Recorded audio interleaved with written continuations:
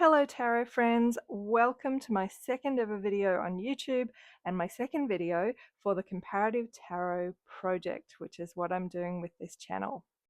Now I explained the Comparative Tarot project in my first video, which is the previous one that I made, but essentially this is a journey that I'm hoping you'll come on with me where we're going to deepen our understanding of and connection with each of the cards in a standard tarot deck by looking at all of the different versions of that card that I have available to me and comparing what do they have in common, what unique things have different artists used to capture that particular tarot meaning, and what do those commonalities and uniquenesses tell us about the essential meaning and nature of each of the cards in a 78 card deck. So what I'm doing today is introducing you to the full collection of tarot cards that I have acquired over 30 years of collecting. So I'm really excited to show you that today. But before I do that, I have a really exciting announcement. In my last video, I talked about how I, for various reasons, need to keep myself anonymous on this channel, partly because in my day job, I'm a mental health professional, and that's something that tarot should not cross over with. And I wasn't sure whether I should choose a pseudonym to use on this channel or whether I should just not use a name at all. After filming that, I had a little bit of a think and I was just mulling in my living room and I was like, oh, I wonder if there's an acronym I could use, like Mystery Tarot Human, MTH, Mystery Online Tarot Human, Moth. And it just instantly, do you know that feeling you get sometimes when you're trying to find a particular solution or a word or a phrase for something and you get that feeling of that's a hit, that's it, that's the one. And Moth instantly felt just so perfect. And so I've embraced that. However, I'm going to change the meaning of it ever so slightly because I don't want to draw attention to the fact that I'm keeping my identity concealed. So instead of Mystery Online Tarot Human in my username, I'm going to make it Miscellaneous Online Tarot Human, which I think is a bit cute. So, hello, I am Moth, I can say here for the first time today. Okay, so taking you through 30 years of tarot deck collecting history. Now, first of all, let me take you back in time. I graduated high school in 1995 and I got my first deck not long after that. So to put that into context, because even I find it a little bit hard to imagine what life was like then. The internet was around, but it wasn't really central to our lives. It was something that I used maybe a few times a week at most. We didn't have access to computers and emails everywhere we went. You know, I would have to go to the computer lab at university to check my emails. I didn't have access to them at all at home. Even having a laptop to take around with you was unusual at that time. We would take notes with pen and paper. PowerPoint slides weren't a thing in lectures. Everything was on overhead projectors. Even mobile phones were kind of unusual. So we would have our landlines at home, and if we weren't home, you couldn't reach us. We used to listen to our music on CDs. If you were very, very fancy, maybe not even then, maybe a few years later, but if you're very, very fancy, you might have a mini disc player where you transferred all your CDs onto your mini disc player so you could carry more of them around. We used to go to the video store and rent VHS tapes when we wanted to watch a movie and have to go back to the video store to return them. This is the point in time that I'm taking you back to now. Now, at that point in time, at least in my part of the world, there was one tarot deck that was really, really ubiquitous in New Age stores, and that was the Mythic Tarot. Let me grab it for you. So this is the Mythic Tarot, written by Juliet, Sharman-Burke and Liz Greene, and the cards are illustrated by Trisha Newell. And I keep it in this beautiful old carved box that is about as old as me, maybe slightly older. And this deck is based on Greek mythology. Now, this was the first tarot deck that I ever bought. And it was a really good choice for the first tarot deck that I ever bought because, first of all, it has imagery on every card. So it's not a pip deck. It's loosely based on the RWS Rider-Waite-Smith tarot structure, but each of the images and characters in the cards is actually a character from Greek myth. So we have here Poseidon. I think that's Poseidon. In the strength card, we have Heracles or Hercules.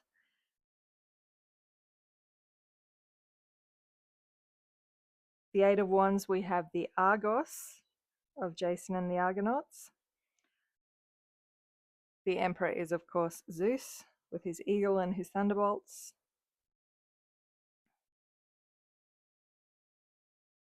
Hades as Death. Chiron. One of them is the boatman of the underworld, and one of them's the centaur. And I forget which is which. I think this one is Chiron. And here we have Psyche and Eros. Demeter as the Empress. What's his name? Mercury in Roman. It's on the tip of my brain. The messenger of the gods. It'll come back to me. Have Narcissus as the Page of Cups, Persephone as the High Priestess, and so on. Now, part of the reason why this was a really good choice of deck for a beginner, and I didn't choose it for this reason, I chose it because it was the one that was available and that I kept seeing in stores, and so it seemed like the obvious choice. But part of the reason why this was useful as a beginner was that in the minor arcana, each of the suits tells a particular story. So just to flick through again really quickly. So for the wand suit, we had the story of Jason and the Argonauts. There he is with Medea, battling the dragon to get the golden fleece. In the cups suit, we had, well, where's a cups one? The tale of Psyche and Eros. Let's see if I can find a better one with both of them in it. There's Apollo as the sun. There is Psyche with her sisters, whispering in her ears.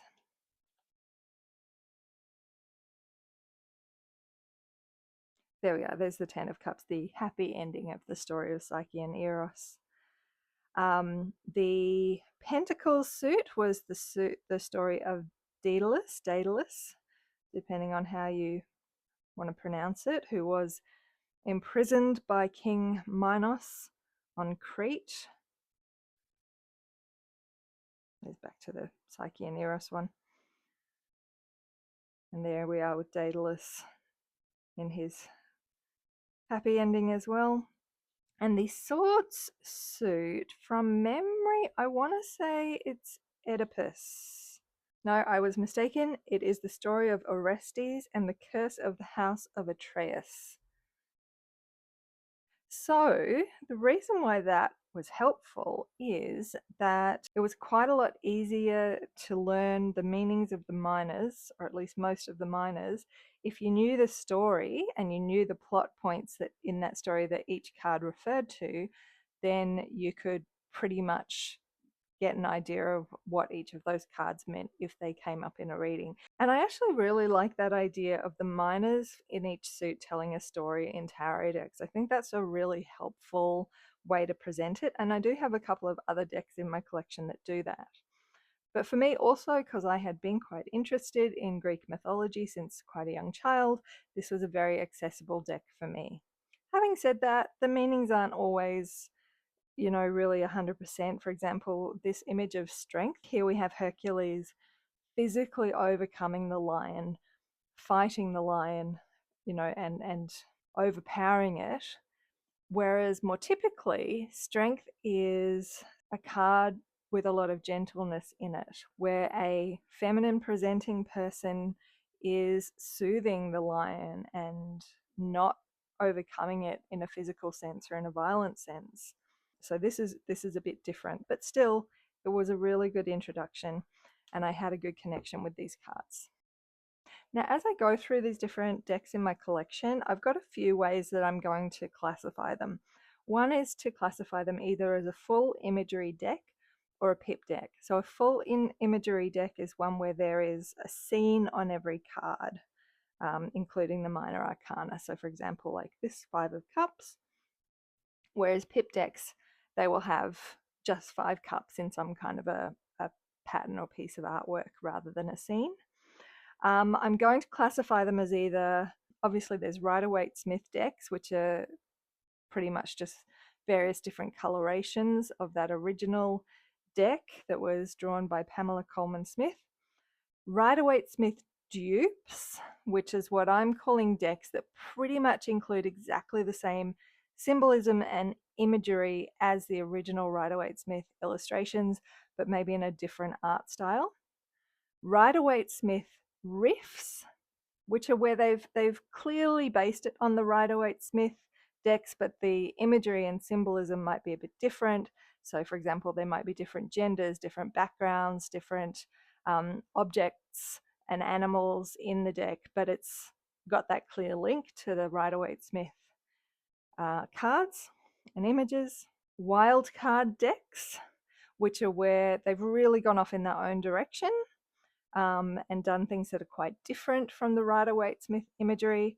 And then I think I have one Thoth-based deck in here as well, which is a slightly different system than Rider-Waite-Smith. I think that the major arcana are, there's a couple of cards that are in a slightly different order, and the court cards also have a different system where there's, I think it's Prince, Princess, Knight, and Queen. Could be wrong there. I don't actually know a lot about Thoth decks, and there might be some differences also in the card meanings with Thoth decks as well. So this is a full imagery deck. I would call it a wild card deck. The other category I'll give is, I refer to these either as reading decks or as study decks. So some of my decks, I use them to learn more about the tarot, but I wouldn't read with them. Other decks I will definitely read with them and I will use them to learn more about the tarot. So those ones I will call reading decks. I do study with reading decks, but with what I call study decks, I don't typically use them for reading. So this one definitely is a reading deck, and it was my main reading deck for a long time. Having said that, it wasn't actually this specific copy of the deck that was my main reading deck. So when I first bought this Mythic Tarot, this is what it looked like. It had the blue backs, beautiful purpley blue. It had this hardcover book, and somehow it went missing. And that happened sometime around about the point where I moved out of my parents' home for the first time. I don't know what happened to that first deck. One day it was just gone, and I was so distressed to lose this deck because I had a really good connection with it. I did purchase another copy of it, but by that time, this version wasn't being made anymore. And the version that they had, instead of these beautiful blue purple backs, had black backs. And the book wasn't this lovely hardcover book, it was a soft cover book. And in fact, the cover came off the book completely the first time that I opened it. So the quality had really gone downhill. They weren't as beautiful as they had been before. And that version I had for quite a lot of years, but I always really, really missed my version with the blue backs and this book. One of my greatest tarot regrets is that a few years later, I was at a secondhand book fair and I found this version in the secondhand book fair for $7. And I checked and all the cards were there. It was even in its original box. And I hummed and hawed about should I get it, should I not? And I'd had a lot of really weird frugality stuff drummed into me early in my life. And I felt like, oh no, I've already got this deck. I shouldn't need another copy. But it wasn't this deck. It was a different version of it that I didn't connect with as much. So I didn't buy it. And I still regret that I didn't buy it and that I didn't start forging a connection with that other copy back then. But what I did eventually do, and this was just a few years ago, when I say a few years ago, sometime in the last, no, probably 10 years ago. Time changes as we get older. I ended up deciding that I really always missed, I'd been missing for nearly 20 years, I had been missing my blue backed version of this deck. And so I found a vintage copy on eBay, and I think I paid over $100 for it. So this is that copy. So I now have the version that I want. I don't feel as connected to this as I did to my original deck, probably because I haven't used it very much, but I do love it, and I'm so glad that I have it in my collection, and it does feel like coming back to having the original one that I had, even though it's not actually the same copy. So this one is very, very dear to me. Oh, and by the way, the copy with the black backs, I gave that to one of my children who's now an adult, who used to communicate with me through that deck while I was pregnant with them. So that is now in their possession, and that is a prized link that we have between us. So that's the Mythic Tarot. Now the next deck that I purchased is this one, the Enchanted Tarot. Now buying my second tarot deck was kind of a big deal. This was the point at which I'm starting to really get into the idea of tarot being a part of my life in a big way. Now remember that at this time, the internet is nowhere near what it is now. Online shopping is still a rarity. And so typically I'm purchasing my decks at my local New Age bookstore, and all I have to go on is what's on the packaging. Now I don't have the box for this one with me, but what was on the packaging was basically this image here. And it is an absolutely beautiful image of a moon card. It took me a while to figure out actually how these images were made. I'm pretty sure that they've taken pictures of various textiles and then used those photos to make a collage. And this was just really cool to me, this particular image. However, on buying the deck, I didn't really get a lot out of the cards in general. They just didn't speak to me. I don't know, there's something a bit off-putting I find about the artwork here, and I just didn't connect with it. So I ended up giving this deck to a friend who moved away to another state, and I actually completely forgot that I ever owned this deck. Then, not that long ago, probably 5-ish years ago, I was chatting with that friend. It was the sort of friend where we mostly lost touch, but occasionally we would get back in touch with each other, and she mentioned the tarot deck that I had given her and that she didn't really use it, but she still had it.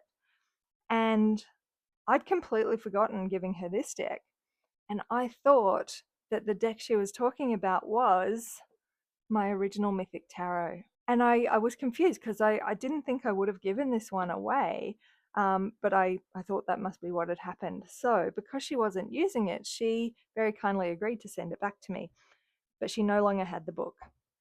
So she sent me back this specific deck of cards. You can see that it's old based on the discoloration on the sides. So very, very much a vintage deck. And then when it arrived, I was so excited to get my original Mythic Tarot deck back. And then when it arrived, it was this deck that I never really liked. But I thought, well, it's not a bad thing to have in my collection anyway, as something, you know, that I can maybe study with and reflect on. However, she didn't have the book anymore. She'd lost the book. So what I did was I looked on eBay to see if I could find a copy of the book, and I found what was listed as a copy of the book. And when it arrived, it had the deck in it as well. So this is, out of all the decks I own, this is probably my least favorite, or maybe equal tied with another one or two for my least favorite. And I have 2 copies of it. I don't have the other copy here. It's back at my old house, but I'll get it from my kids at a later date. But I just find that really ironic that I never liked this deck and I've ended up with 2 copies. But at least I have the book to go with it. Third tarot deck is this one, the Oracle Tarot. This one was produced by Hay House, who used to do a lot of oracle decks and that sort of thing. And honestly, I hesitate to call this a tarot deck at all. It doesn't actually include any court cards. And it does include keywords, which don't, to me, always really align all that well with what is the actual meaning of the card. I'm also not mad keen on this art style. It gives a very boss babe kind of impression, even though this was even a bit before the boss babe era. But I would call this more of a very, very, very basic oracle deck. It was really designed to appeal to a mass audience at the time who probably didn't know a lot about tarot. And so I don't think that I will be including this in the project much at all. Also, you may notice my new handwear. Now, last time I did this, I was wearing these very ratty old fingerless gloves. I'm wearing fingerless gloves to just disguise any identifying marks on my hands. And I thought they're not all that nice to look at. So I whipped up some very quick and dirty fingerless mitts out of some of my scrap yarn that I had in my knitting supplies. And I will probably be knitting quite a few more pairs of fingerless gloves for the purposes of these videos. So watch this space for much exciting fingerless knitwear to come. Now this next one is quite special. So this deck is called Songs for the Journey Home. And this, I would say, after the Mythic Tarot, was the first deck that I got that I really connected with. Now this one is a round deck, as you can see.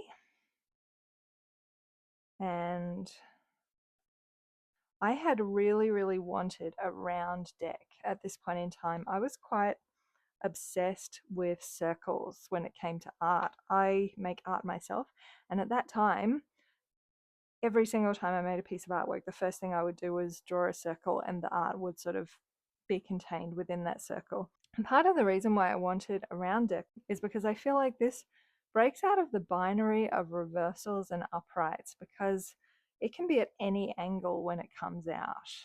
So if we think about this as kind of like a clock, if something was upright, I might read that as being here and now. If it was like this, I might read that as being that's on its way out. If it was completely upside down, maybe I'd read it like a more traditional reversal. If it was like this, I'd maybe see it as coming in, because it's like the hands of a clock turning. So I really, really wanted a round deck, partly just because I really loved art in circles, and partly to be able to play with more than just reversals.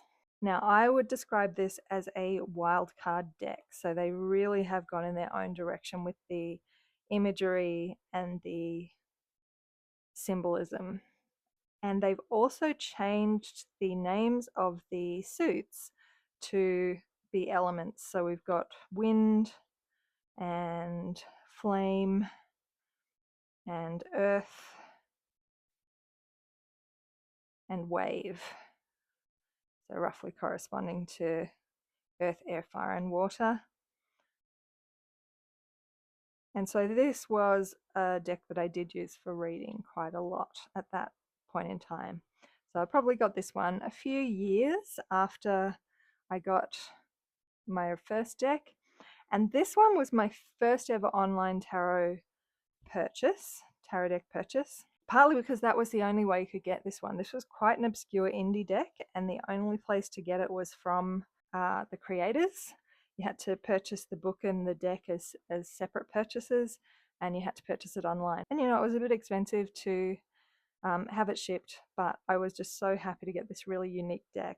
There was another round deck available called the Mother Piece deck that was much more popular, but the art style on that really didn't speak to me very much. I didn't get a good feeling from it, whereas this I felt much more connected to. So this one's a milestone in that it was my first online tarot deck purchase, and I'm pretty sure that every tarot deck from here was purchased online. Oh, and this one is a full imagery deck as well. So each of the minor arcana cards does have a scene on it, not just the pips. Unfortunately, you can see that the box here is quite ripped. I did get this when I had small children. I will blame them, rightly or wrongly. But I do have to say, one of the things that I really love about tarot decks now is that the packaging has come such a long way. Hallelujah. Decks now are generally packaged fairly securely in something that you can use for keeping them in and storing them in kind of long term. Okay, let's fast forward a little bit now in my life. I had a few years where I went through a hell of a lot of trauma, a lot of upheaval. So tarot really wasn't something that I was investing in that time. I was still using my tarot decks, but I wasn't purchasing tarot decks. Eventually, I got to a point in time where I was a little bit more settled and started to have my mind turn to tarot again and to different decks and to learning about them. So at this point in time, we're talking the naughties. So to orientate you to that, we hired our movies on DVDs. Netflix existed and they would send you DVDs in the mail and you would send them back. That's how it worked then. We didn't carry CDs around with us to listen to as much anymore, but we ripped all our CDs and loaded them onto our iPods. I thought I had an iPod Nano lying around somewhere, a really old one that I could put in the shot here, but I cannot find it. But that was the age we were at. It was DVDs, it was iPod Nanos. Smartphones weren't really a thing then. There might have been just a few floating around. I think if you were really technical, you might have a BlackBerry at that point in time. And online shopping started to be a thing. Amazon was a place where you could get tarot decks that you might not be able to find in New Age bookstores in Australia. But YouTube and that sort of thing in social media, that wasn't a thing. So the only thing you had to go on were the product images on the website. Also, free shipping wasn't a thing. Amazon was US based. We didn't have an Australian Amazon at that time. It was before Amazon was evil. It was also before the Book Depository came along and introduced free shipping to Australia, but you would only be able to go off the product images on the listing. And the shipping costs to Australia, from memory, were $6.99 per order plus $5.99 per item. And given that a tarot deck probably would have been around $20, $25 at that time, maybe $30, that was a big extra cost added on to be able to ship to Australia. So I was able to see decks that I wouldn't otherwise have been able to do, but shipping them to Australia was expensive and it was most cost effective to kind of do them in chunks. So these next ones, I'm pretty sure I bought all of these in the one order or maybe two orders. So the first of these is the Revelations Tarot. And the reason I bought this deck was to try and learn a bit more about the tarot, because with this one, this is a reversals deck.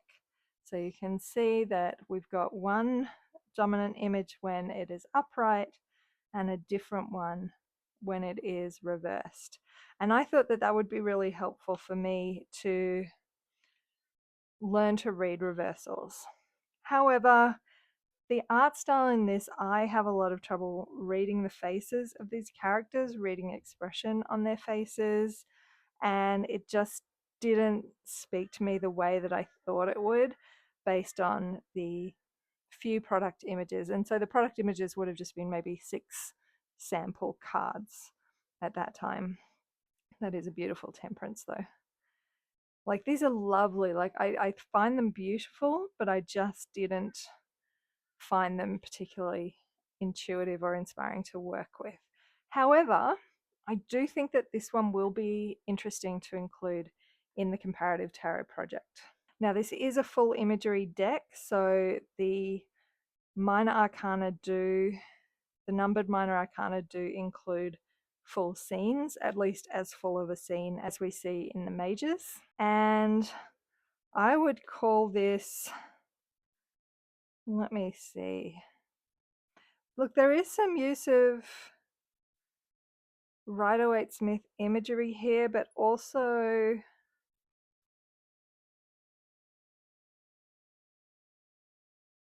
yeah, a lot of these bear little resemblance to Rider-Waite-Smith imagery. So I would call this more in the realms of a wild card deck, but maybe with some inspiration for some of the cards from Rider-Waite-Smith. So this one I would call at this point in time a study deck.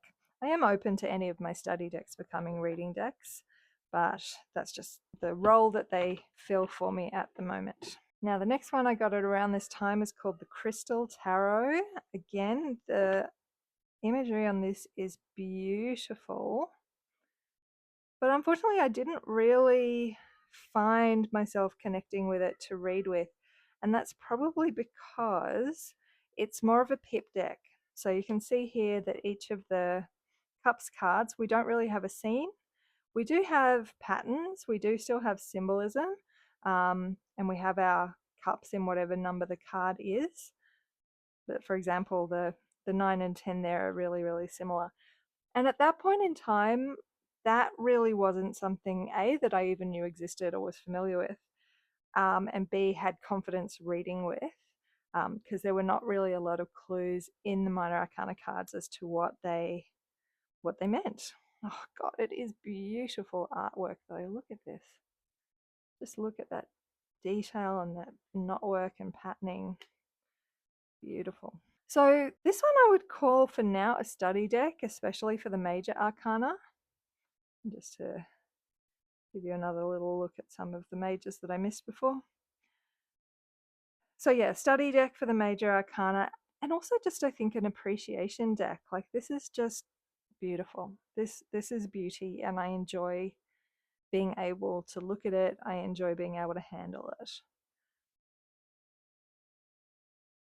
So I might incorporate this into the project, and I wouldn't be surprised if this becomes a reading deck for me as I get more of a feel for what the different numbers mean. I've got a lot of curiosity about pip decks at this point in time, and I actually feel like in some ways they get the symbolism out of the way and help you to connect with what that number and that suit in that reading means for you at that time. So I'm really open to that as being something that I get more into. Next up, we have another one. Now I may mangle the pronunciation of this. Il Tarocco del Vetrate. Now this one is a stained glass style art deck. All of the captions are in, I think this is Italian. And so this is very much kind of like a traditional Marseille style in terms of the names that are on the cards. Also with the, wowie, with the minors, it doesn't actually have numbers on it. You actually have to just kind of count, or suits. You actually just have to look at what is on the card in order to know what each of them are. Some of these have a little bit of a scene on them, as you can see, but mostly, oh, there's actually quite a lot of scenes in the cups, but mostly this is more along the lines of a pip deck with a little bit of extra symbolism and imagery in it. Oh, isn't that just beautiful? So again, this is one that I would be open to becoming a reading deck for me. I think I was in a bit of a stained glass phase at this time, because if you look at each of these, like this almost has a little bit of a stained glass kind of a style. This one has a little bit of a stained glass style, and this one is very obviously based on stained glass. So again, this one ended up being a bit of a disappointment as a reading deck for me, because pip decks weren't really something I was ready for at the time, but I am really glad this is part of my collection, and I do find it very beautiful. And you know, I feel like just enjoying things because they're beautiful, that's value in itself. I used to feel guilty about not using these. I don't do that anymore. I find value in them in different ways than using them for readings, and that's okay. Now the final one from this period of my life is the Universal Waite Tarot deck. Now this one, I don't actually keep it in the box. I keep it in this one with a couple of other decks.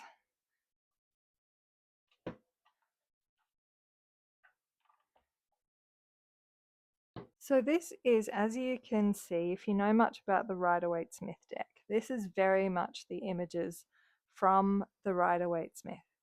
Now at this time, I knew that Rider-Waite-Smith was a pretty seminal deck in the history of tarot, and that a lot of other decks were either based off that, or having full imagery decks at all was something that began with the Rider-Waite-Smith deck. But the only version at the time of Rider-Waite-Smith was that really garish, is it US Games? Is that the name of the company? But it's like this really garishly colored version of it that wasn't even the original line drawings. I now realize it was a tracing of it. And I found the coloring of that deck just so off-putting. Again, probably an autistic sensory thing, but I just couldn't go near it. And so I looked at other colorations, and this was the best one I could find. If you look closely, you can see that it looks like it's been done with, let's see if I can get it in focus. It looks like it's been done with colored pencil. And that's, it's nice. I didn't overly connect with this deck again, but I was really glad to have a reference for that imagery. So that was the closest thing I had to an RWS deck for a really long time. Like, look at this. Like, she just looks a bit washed out. Like, I'm not really getting High Priestess strength vibes off of that one. And we still have that really bright garish yellow in some of them too, which was, I think, what put me off. So that concludes that part of my life, and we're ready to move on from the naughties. So here we have another time jump. Some more upheaval in my life, eventually settled to a point where I could turn my mind to tarot again. We are now in what I will call the teenies, the 2010s through to 2019. In my life, I've gotten to a point where my kids are teenagers and I am single. I can make my own financial decisions, and I can spend time on things that are important to me, like tarot. Also, online shopping is getting a lot less expensive than it used to be. However, I'm still largely going off the product pics of the listings of the products. YouTube flip-throughs of decks either aren't a thing yet or I don't know about them. So I'm just going off what I can see online in the stores that I'm shopping for tarot decks from. At this point in time, we're no longer using iPods, we've got our smartphones, and some of us might sometimes be using music streaming services, or more likely we have taken those ripped CDs and transferred them onto our iPhones or smartphones. And movie and TV streaming services are just starting to come in. Netflix has switched to the streaming model. This is where we are in history at this point in time. And this is the point in time where I really fall in love. This is the Shadowscapes Tarot by Stephanie Puimonlaw. I apologize if I've mispronounced that at all. And I keep this one in here. Now, this deck really reinvigorated my tarot practice and my relationship with the tarot. It is one of the most stunningly beautiful decks I've ever seen in my life. It has beautiful watercolor imagery. It is a full imagery deck, so every card has a scene on it, and it is also a wild card deck, so it does diverge quite considerably from the Rider-Waite-Smith symbolism, although there will still be some influences from that symbolism. It's just beautiful. Look at that. That's one of my... The Knight of Pentacles in general is one of my favorite cards because I wish I could be more like him. This is just absolutely stunning artwork. Now, I will just give a little PSA here. This is a beautiful deck. If you like this deck, you should definitely get it. It is wonderful to work with. The book is really well written. But this is a deck that is very much counterfeited. You will find cheap versions of this online in which the authors and the artists do not get any compensation at all. It will also be on very poor cardstock. You might have cards missing. Do not buy counterfeit decks. Do your due diligence before buying a deck and get the real deal. But I fell so much in love with this deck that I did a bit of looking at what else was available from this artist and learned that in fact there was an art book to accompany the deck in which the artist has shown some of her working sketches as well as much bigger versions of each of the major arcana. So this is the first time in my life that I've gone further than the deck itself and actually, bought another product to accompany the deck. But I just adore this artwork so much. It was well worth it. And then I was like, well, if there's one for the major arcana, I love the minor arcanas as well. Is there a book for that? And there is actually a book for the minor arcanas too. This one was available easily from bookshops online. This one was not. This one was only available from the artist's own website, and the shipping to my country was quite expensive again. Now this time we don't have a lot of working images for each individual card, but we do have, where is it? Here's an example. We do have some sketches for each suit and some information about her process for each of the suits. And so I really love not only having the cards, but having these much bigger versions of them as well, and to be able to learn not just about the meanings of the cards and the symbolism, but also about the artist's process in creating them. So this was my main reading deck for quite a long time, and I feel very connected to this deck. Now, also at this point in time, as online shopping was becoming bigger and bigger, so was online shops suggesting things that you might like. And so as a result, I also bought this one, which is the Paulina Tarot. I'll grab the box. Here is the box for this one. Once again, I'm still going mainly off the product images, so I probably only saw like 6 or so cards before purchasing this. Now, again, this artwork is absolutely beautiful. Very, very detailed. Is it getting enough light? Look at this with the High Priestess with the eyes all over herself inside of the robe. Very otherworldly. I love this Empress. I'm really looking forward to talking about this Empress when we get to the Empress in the project. And I love this Hierophant as well. One of my all-time favorite Hierophants.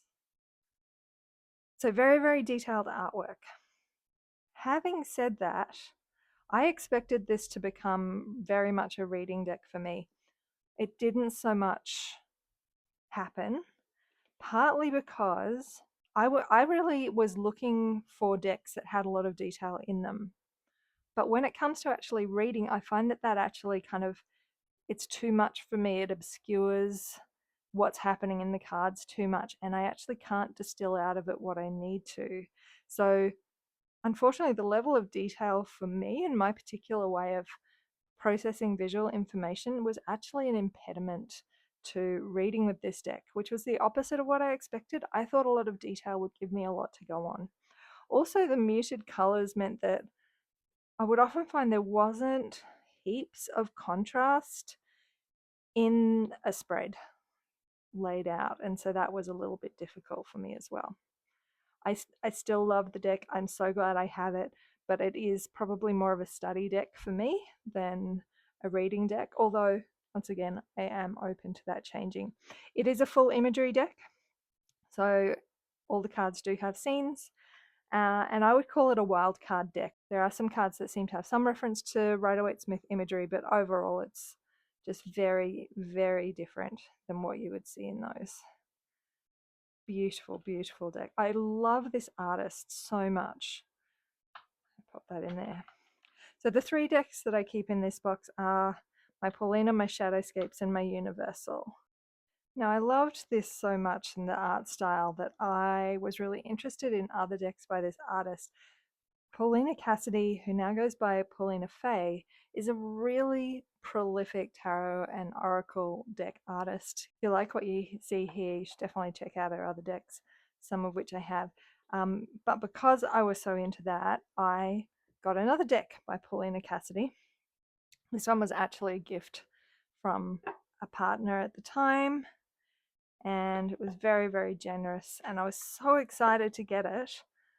However, when I got it, I again didn't actually find it to be very useful as a reading deck. Now this one is an animals deck. It is full imagery, like every card does have a scene or an animal on it, and I would call this very much a wild card deck because the symbolism doesn't bear a lot of relationship to Rider-Waite-Smith or any other older decks. And this again is incredibly beautiful, but I did find that I couldn't make a strong connection between what animal was chosen and what the card was. Also, this is a keyword deck, so each card does have 1 or 2 keywords or phrases, and that can be helpful for a beginner in giving you a jumping off point, but it can also be restrictive in that it maybe cuts you off from other meanings. So for this one, I really did have to refer a lot to the guidebook to figure out, why am I seeing this particular animal with these particular words on this particular card? I would describe this maybe as being more like an oracle deck, really, in practice, than a tarot deck. But I'm open to learning more about it as the project goes on and seeing if the connections between these beautiful images and each specific tarot card become clearer. Next, we have the Zillich Tarot or Zillich Tarot. This is my first tarot deck in a tin. I actually really love the idea of tarot decks in a tin that you can put in your handbag and carry around with you to read anywhere you go. Now, I don't think I realized this until I got it. Maybe I did, I can't remember. But this one is actually a Thoth deck, which means, off the top of my head, I could be wrong here, the order of some of the major arcana are a little bit different. Then we have the universe instead of the world there. Again, this is a keyword deck for the minors. Again, double-edged sword there. And the court cards follow a different system. So they go knight, princess, prince, and queen instead of page, knight, queen, king. So I don't know a lot about Thoth decks. I am really open to learning more about them through this project. But again, I didn't really connect with this deck in the way that I had hoped that I would. But I am open to that changing. Now, the last one in this era of my tarot collecting life is the Housewives Tarot. This is really special. This one is really a bit of a laugh more than anything. I found this at a Mind Body Spirit festival, and it is a tarot deck that's kind of based off old advertisements. And if you look at the way that it's packaged, we've got our little recipe card file, like people, mostly women because of gender roles, would have had in the 60s, 50s, 40s, keeping their little recipe cards in their file. I've never read with this because I just can't bear to take it out of its little slots and shuffle it.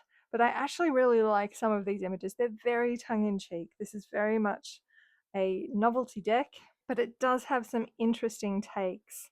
So for example, the Empress with a cookbook, Recipes for Success. The High Priestess being the secret syrup. There's something about that that really appeals to me. The Hierophant as the radio or the wireless, as they might have said then. There is the Justice card, the Hermit being in the bath. The Justice card is very much of that era, crime and punishment, 1950s style.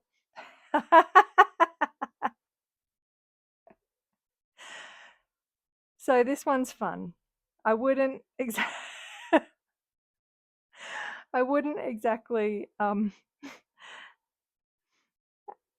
read a lot into this, but I do think that this is just very, oh gosh, it's a really fun deck. And you know, those interesting takes, I do think maybe there is room for these in the project. So this one's very special to me. I enjoy owning this deck, even though I don't actually read with it. I wouldn't even call that really a study deck. It's more a let's joke around and have fun and maybe have some interesting reflections prompted by that one. So my final deck from this phase of my life is the Mystic Fairy Tarot by Linda Ravenscroft, text by Barbara Moore. Now, again, I bought this online going off the product pictures. The backs of these cards are absolutely beautiful. The art style is quite lovely. And I was so excited to get this deck. Partly because it's a story deck. Like the Mythic Tarot, each of the minor arcana suits tells a story. However, when I actually got it, again, it was one of those ones where I just didn't get a lot out of the images. I feel like there's a lot of sameness in them. You might not agree, but to me, it feels that way. It's like cute fairies just in different outfits and poses. And it is beautiful. But yeah, I'm just not getting a lot from these scenes and from these characters. And then for the minors with the stories, again, it just feels like there's not a lot of change from card to card. There's maybe a little bit of a, you know, sometimes some characters are there, some are not. The Wands, I think, was the worst for this. Let me see if I can find it. Maybe it's the Pentacles. Like, I'm just not getting a lot from this. It's just the same fairy with a bunch of different poses and animal friends. So again, I just felt like there was so much sameness in this deck. I had such high hopes for it, and it ended up being one of the biggest disappointments that I've had in a tarot deck. So this was one of the ones that I gave away to one of my kids, but they've given me back for the project. Again, I'm open to using it in the project, maybe. I don't know how much I will, but it's not one that I get a lot out of, even though I was so excited by this and I really like the art style. I was hoping to complete this video today, but I'm actually I'm standing up so that I don't shake the table this time. And I'm actually starting to feel a bit sick. I have a connective tissue disorder, so standing up for a long time isn't great. So I'm actually going to stop here and come back to this another day to finish going through this collection. So if the lighting changes, that's why. Hello, I'm back, tarot friends, after having to cut my previous session of filming short due to suddenly feeling very unwell. It's now several weeks later, and I'm here with a completely different filming setup. So if things look a little bit different, that's why. Now, the next deck that I'm going to show you doesn't really fit into any of the kind of eras that I've been conceptualizing so far. This deck I purchased in Varanasi, India, while I was on a trip to do some community work there as part of my university studies. And it is called the Sacred Indian Tarot. Now, this one is a major arcana only deck. They've taken particular deities or myths or symbols or images and icons from Indian philosophy and religion and have used those to illustrate each of the major arcana cards. So for example, here we have the Wheel of Fortune is Dharma, the Wheel of Dharma. Tara as the star. It's interesting to me how many cultures and traditions all over the world have a goddess named Tara. Brahman as the world. So one of the things that's interesting about this deck is that the images haven't been created for the deck itself. And I did consider excluding decks in which the images weren't created for the deck, because I feel like sometimes the images sort of get a bit shoehorned in and don't really represent the concept of that card. But in this case, I do think it might be interesting for some of these to look at what principles, what stories and images and symbols have been chosen for each of these concepts and how that might better help us understand the concept. Brahman for the world. From what I remember of what I've learned about Hinduism, Brahman is the goal of the cycle of life and death and rebirth. And it's the fundamental truth. It's the only thing that exists. And the goal of all existence is to become one with Brahman. So I think that's a really interesting thing to use to represent the world that can help us to understand what is that world card really trying to convey to us. You know, the truth and oneness of all reality. Now, at this point, again, we've got a bit of a time jump, and this brings us to possibly early this year, 2025, or it might have been late last year, late 2024. So I hadn't purchased any new decks in that time. I had used my decks periodically, mostly the Shadowscapes Tarot. That was my main reading deck for a really long time. But I didn't have a lot of capacity in those years for spending a lot of time thinking about studying using tarot until the last 6 months or so. Now, I can't remember what prompted me to purchase this deck, but I'm really glad I did. So this one is the Good Fortune Tarot by Barbara Moore and illustrated by Jessica Rue. Interesting, Barbara Moore was also the author of that Mystic Fairies one that I wasn't so keen on. But this one I absolutely love to bits. The art style is just so beautiful. Oh, got that in there upside down. And the book's laid out in a really interesting way. In most books that you get with tarot decks, or even in most books about tarot, the book will go through the major arcana and then it will go through each of the suits in turn from 1 through to the king. This book does something really interesting with the minor arcana, which is instead of going through each suit, it goes through each number or position in the suit. So it does all 4 aces first. Ace of, what was that, wands? Yep, ace of wands, cups, swords, and pentacles, and then the 2s and so on. So I found this really interesting because I think that it really gives you an opportunity to understand, well, what are the 2s? What do 2s mean across all of the suits? What are 3s? What do 3s mean across the suits? Which is something that is not as easy to do with all books on the tarot. Oh, I love this. Just look at this, peacefully sleeping with a little dormouse on the shoulder. This is just, I love this deck so much.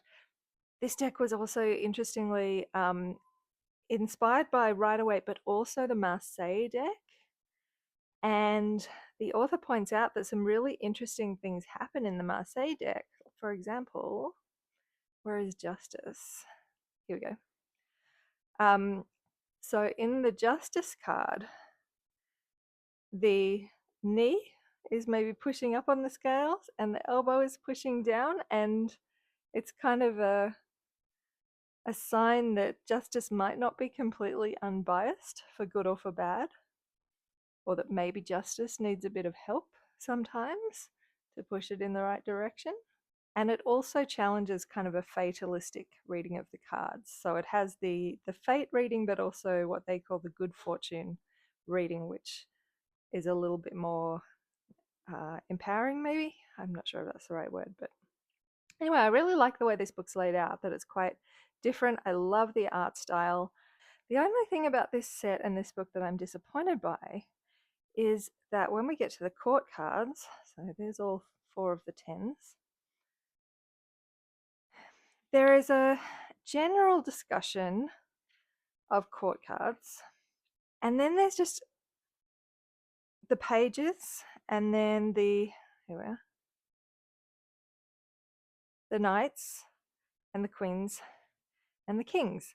So unlike all the other numbers, each card doesn't actually have, so here for example the 7 of Pentacles has the fate reading, the good fortune reading, and a reversal reading. The court cards don't have any of that. They just have kind of an overview of what the pages mean, a quote from this very fun kind of, how shall I put this, ambiguously existent character named Simone Benoit, who wrote a also ambiguously existent book called The Rules of Fate and Destiny. But there's not actually a discussion of each card individually. And I don't know whether that was because they were running up against a deadline or if that was a deliberate choice.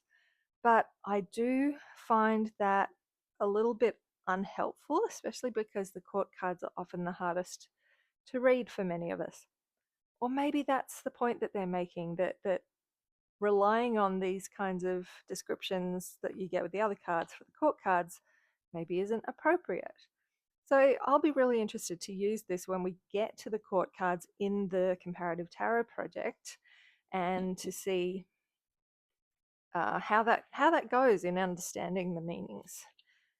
Now we have the packaging is fantastic. As I think I've mentioned before, tarot packaging has come such a long way.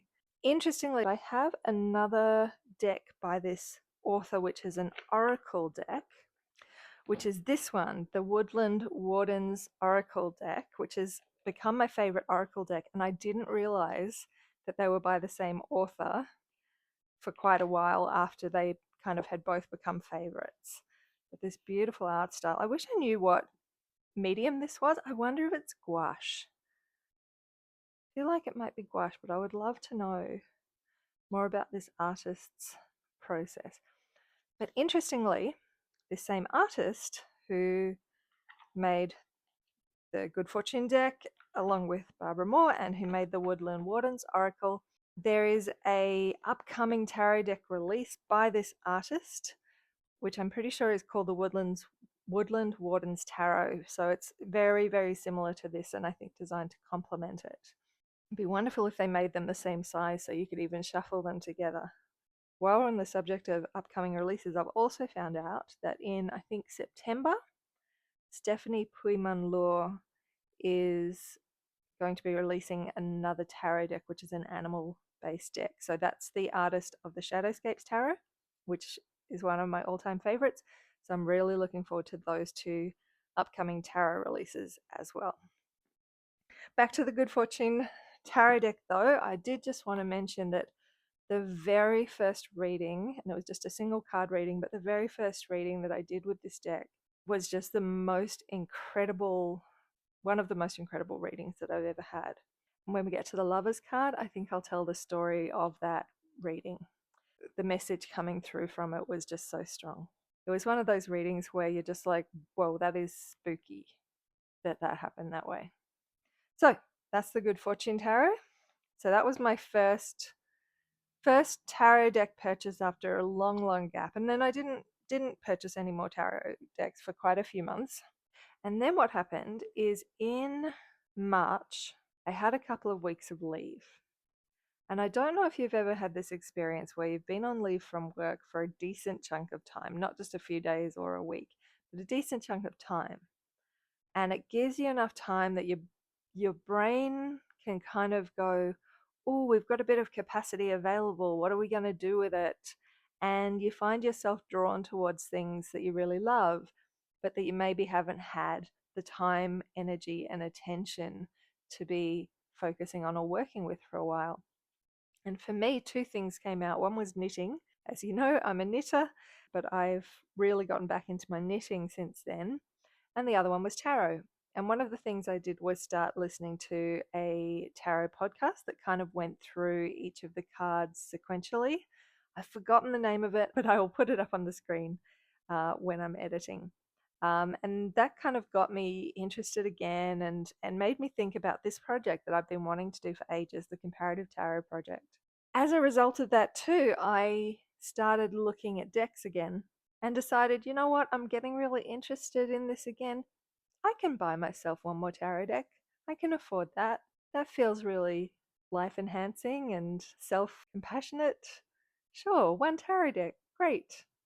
So the one that I chose after much deliberation was this one, the Lunar edition of the Ethereal Visions Tarot by Matt Hughes. And this is the second version of the Ethereal Visions tarot deck. The original deck was many of the same images, not all the same images, but many of the same images with a slightly different color palette and with gold gilding on it.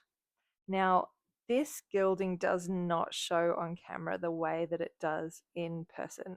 On camera, it looks really rainbowy, and I was kind of put off by that when I was looking at flip throughs.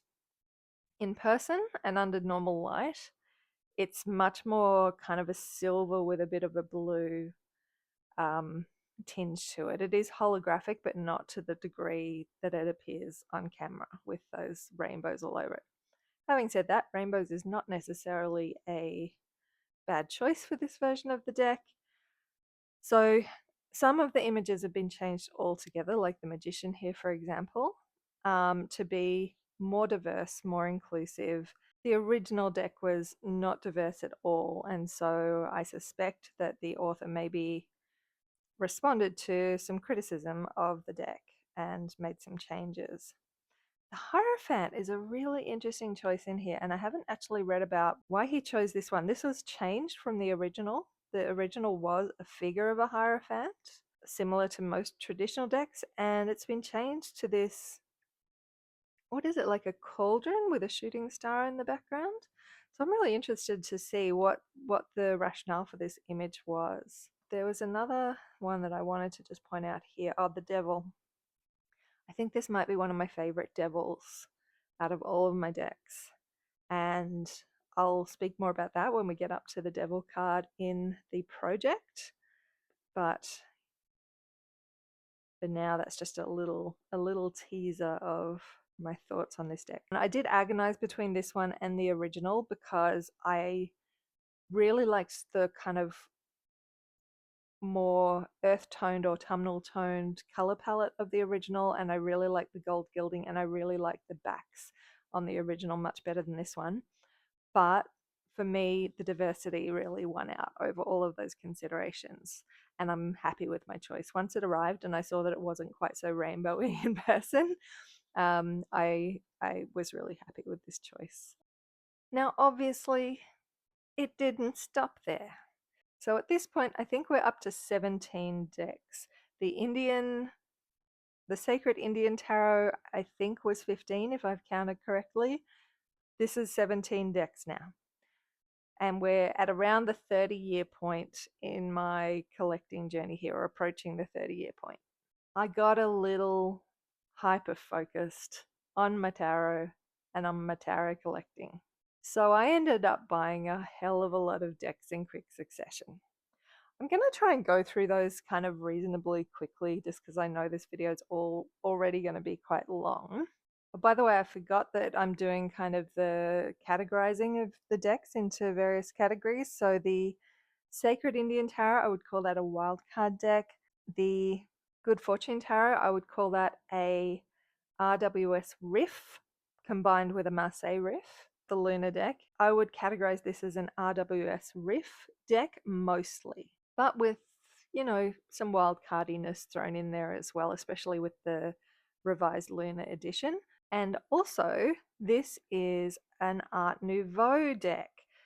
I went to, oh gosh, this would be 23 years ago now or so. I went to England to visit family. And while we were there, we went to London for a few days and went to the V&A Museum in London, where they happened to be having a exhibition on Art Nouveau. I hadn't really heard of Art Nouveau before that point, but I absolutely fell in love with Art Nouveau from there. And so this, being an Art Nouveau deck, I find that really beautiful. And in fact, a fair few of the decks that I acquired from this point on are Art Nouveau decks, so see if you can spot those as they come through. And in fact, this is already another example of that, of another Art Nouveau deck. I bought this one quite soon after the Luna. I'm guessing that probably the algorithms saw that I'd bought an Art Nouveau deck and were showing me more.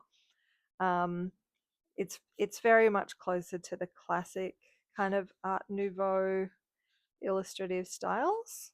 I would say this is most definitely an Art Nouveau riff, but with some really interesting twists, like this Devil card, for example. Notice that the Major Arcana don't actually have the names of the cards on them for this one. So you'd need to know your numbers or be able to recognize what card was what.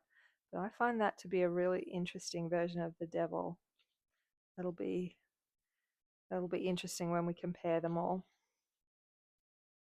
And then some of these are very close to the original RWS imagery and symbolism. So we've got the sunflowers, the sun, the child on the horse. The world card in this one, I feel like, is like a 1950s, 1940s starlet kind of going, "Oh, I didn't see you there."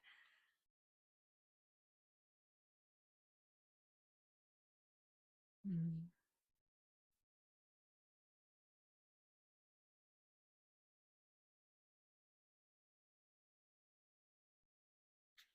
I've got to stop flipping through these decks so much because there are so many decks for us to get through here. I just get so caught up in them. So this one, more than anything, I just find beautiful, and it's in an art style that I really, really love. And then here we have another Art Nouveau. Oh, I need to angle this carefully so that you can actually see it. Another Art Nouveau deck, which I bought at around the same time. And this one is the Golden Art Nouveau Tarot. And this one I find kind of useful because it is, I would say, a really faithful RWS dupe. I'd call this an RWS dupe, where the symbolism right down to what's on the, the patterns on the clothing and what's in the background is all very, very much, as far as I've seen so far, identical to what you would see in the RWS deck. But what I find interesting is that I can see that symbolism often much more clearly in this deck than in the original Rider-Waite-Smith deck. So for me, part of the value of this deck is that I can actually put this side by side with an original RWS card, and something that I might have missed in the original RWS cards I might pick up if I'm also looking at this one. So it's basically same symbolism, same imagery, a bit more clear for me visually. And I don't know if that's just my visual processing style or if that's like, this is a really good example. We've got our King of Pentacles here, who is notoriously difficult to see the details of him, and particularly his clothing in the original one. Whereas here it's a lot more easy to see that, in fact, there are bunches of grapes all over his clothing. And again, I just really like Art Nouveau as a style. And this one is by Julia F. Massaglia. Now, the next one that I got was the This Might Hurt deck, and I absolutely love this deck. It's definitely a reading deck for me. I have used it a fair bit since buying it. I'd call it mostly an RWS riff. This packaging is amazing too. Really love this, how sturdy and self-contained it all is. It's a full imagery deck, and all the decks that I have shown since the break between filming sessions are full imagery decks, in fact. And I would call this an explicitly queer deck as well. In fact, this was my first queer deck. So there's a lot of diversity in this deck, and some of the details of the imagery are also really interesting. So for example, if we go to the Justice card, where are we? Here we go. If you look closely here at this figure's collar, this person is wearing a collar that is very similar to Ruth Bader Ginsburg's Descent collar. If you don't know what that is, it's definitely worth looking up. But basically, whenever Ruth Bader Ginsburg, who was a member of the American Supreme Court, would dissent from a majority opinion, she would wear this collar. Now, Ruth Bader Ginsburg wasn't perfect, but is someone who did do a lot of championing of equality and civil rights So that one's really interesting. I really love this hanged man, and I can't really articulate why, but this kind of lumberjacky hangman I just find beautiful and um, evocative. Yeah. This temperance card, when I first saw this temperance card, I actually cried a little, and this was really what clinched me getting the deck, because at this point I was watching tarot flip throughs, and this temperance card looked like me. Had my hairstyle at the time. It aligned very much with where I felt like I was on my gender identity journey. And I also realized that finding equilibrium, finding balance, and that dynamic equilibrium in managing my life was my big lesson this year. This devil's really interesting when we get to the devil card. So this is just a beautiful, beautiful deck, and I'm really glad that I got this one. Oh, and interestingly, for the court cards, the author based the court cards on. Oh, it looks like I put the majors in order, but not the minors. That's interesting. Based the court cards on people that they know, and I just thought, oh, look at this Nine of Pentacles. Is this not beautiful? Ah, I love it so much. I love it. Anyway, I've got to stop showing you all the cards because that's what the project's for. I keep getting caught up by looking at these beautiful decks that I adore. Now, this one's been a bit of a breakthrough for me as well, because I never was really into cartoony decks up until this point, like that art style, or modern decks either. I always liked things that were kind of a bit otherworldly or old fashioned in the sense of like medieval or, you know, bygone eras kind of decks. But this one I just find really, really grounding. And maybe I'm taking myself less seriously and being more down to earth and finding more meaning woven through the things of everyday life. And so this one's definitely a reading deck for me. Now, next up we have Fifth Spirit Tarot, which is again definitely a reading deck for me. And again, this one is a queer deck. Now, if I show you any of the cards on here, this is the deck that I'm using this week for my daily pull, so that's going to be completely out of order. So with this one, the minor arcana are, I wouldn't call them straight up pip cards, but they're pip card adjacent, in the sense that some of them aren't really a scene. They're more a collection of elements that includes whatever the suit is.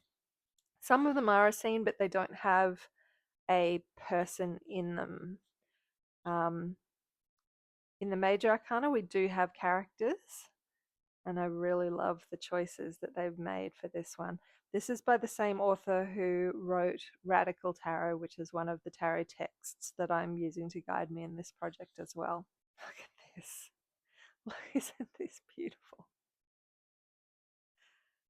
And this is why I'm so excited about doing this project, because a card like this, I think, conveys what the meaning of strength is. We've got our Staffy, or potentially our pit bull, and our feminine looking person here, and that gentleness between them really captures that tarot meaning of what strength is more readily, I think, than a lion does, for example, because that's not within our frame of reference.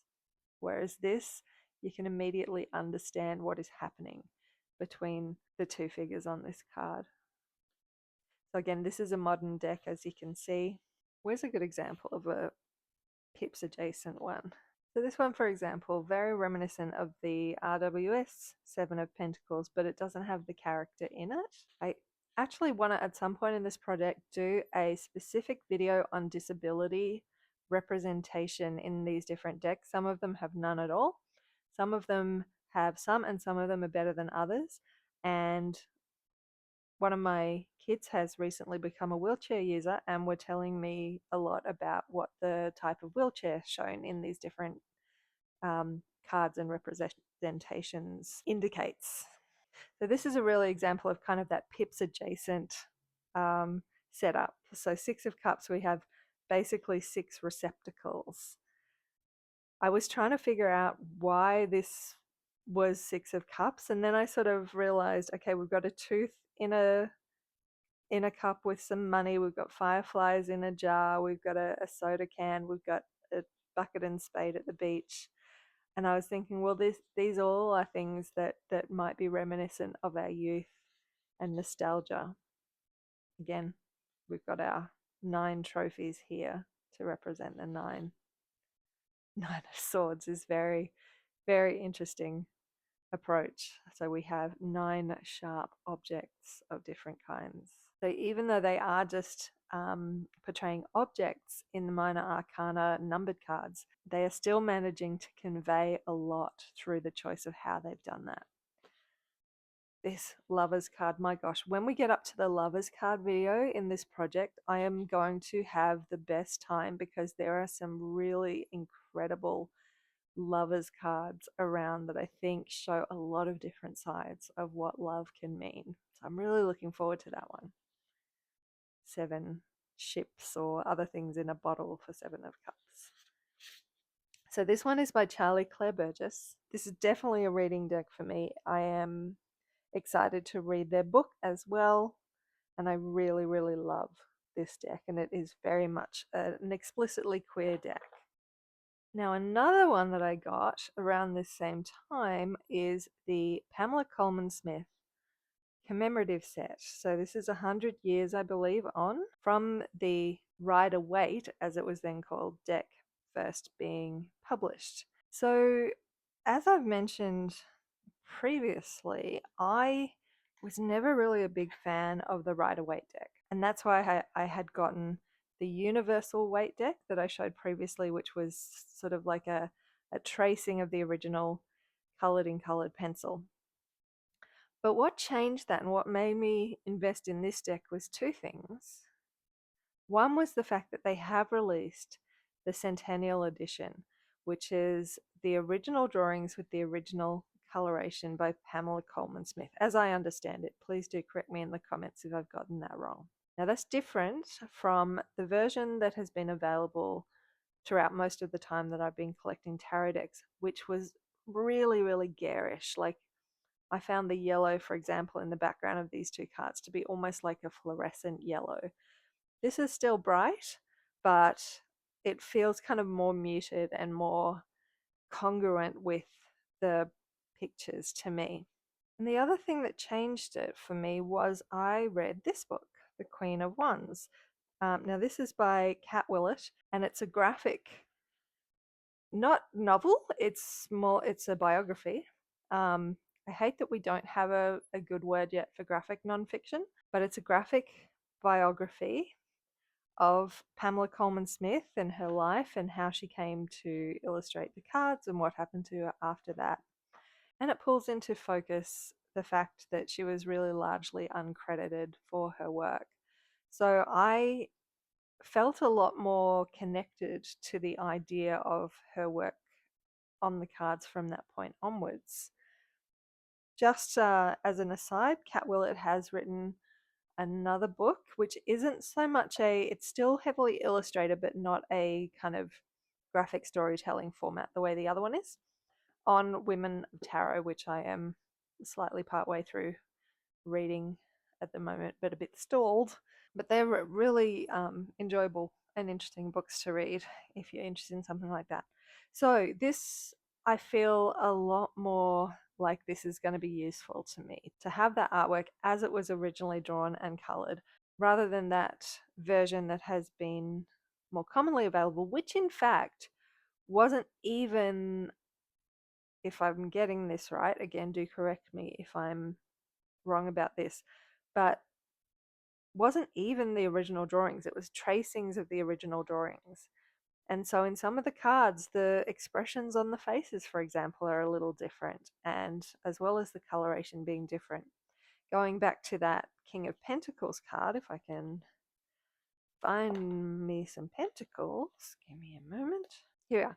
So going back to that King of Pentacle card, now you can see a little bit more clearly on this one that his clothing is covered in bunches of grapes, but on the more commonly available version, you can kind of barely make out. Like all of this looks very, including the throne and the background and the ground, all kind of run together because it was a tracing and not the original artwork. So yeah, I'm excited to have this as part of the project. I feel like I finally have a version of RWS that is something that I can connect with. And I haven't read with this deck yet, but I definitely would be open to doing that. Like, I don't have that aversive sense from this one that I do from that really garish version. I'm going to try and speed through the rest of these decks reasonably quickly. I feel like I've been spending so much time on each of them, and this video is going to be so long that it's just going to be too much for anyone to watch. So I'll try and be a bit more succinct from here. This one, the Circle of Life Tarot, is the round tarot deck I had wished for 30 years ago when I was obsessed with round tarot decks. So that's one that I've purchased recently. I don't know if this will be a study deck or a reading deck yet, but it's definitely a wild card deck. So what's on these cards is not very closely related to the RWS, but I'm really excited to look at that one a bit more closely and have such a cool circular deck in my collection. The Spacious Tarot is next. This one I do feel like I need to spend a little bit of time on because I feel so lucky that I own this deck. I heard about this deck, I saw some flip throughs. It was only available independently from the creators of the deck, which are Carrie Mellon and Annie Roit. I'm not sure if I'm pronouncing that correctly, but I had a look on their website and it cost a pretty penny to have this sent to Australia. And they were out of stock of just the deck. They only had the deck plus the expansion pack, which I haven't even opened yet. But at some point, I'm going to do a video on decks that have extra cards. And I think I'll include this in there because it is designed to kind of be integrated with the deck itself. So I sort of vacillated about, it's a lot of money, but I found that this deck made me feel something. So it's a bit more obvious, for example, in the Fool. But when I first looked at the Fool card and then saw a flip through online, this made me feel like instead of being outside of the card, looking in on the scene, that I was in the card looking out, that I was in that scene looking out. So, like being the fool about to step out into that unknown, for example. So, I find this deck, even though it's quite simple and quite minimalist, which is something that I've never been drawn to in the past, I actually find this deck really evocative and that this really moves me and makes me feel in a way that a lot of others don't. A lot of others I find I get really caught in intellectually. This one I find just pulls up pure intuition and feeling and emotion. So I am so glad I have this deck. It has very quickly also become one of my favorite decks. And the reason why I feel so lucky is because I did decide to purchase it with the expansion pack because that was the only way it was available. The next time I went on their website, the deck was completely sold out, and there was a message saying that they have no plans to make more. So I, kind of on a whim, just squeaked into this tiny window between me learning this deck exists and and the deck not being available anymore. And I did manage to get a copy, and it's already a favorite. And I feel like it is well worth that more than the usual amount of money that it cost to get this deck to me. So that one, oh, I love it. I love it so. Definitely a reading deck. I can't decide whether I'd call it an RWS riff or a wild card.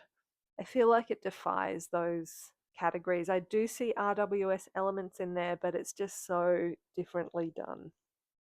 So maybe a riff at times, a wild card at times. Also, the minimalistness of it, I've learned over time that it more often things in our life are more improved by what we take out than by what we add in. And I think that by taking out a lot of detail, they've created a really wonderful deck. Next up, I have this absolute work of art of a deck and book. This is the Forager's Daughter Tarot.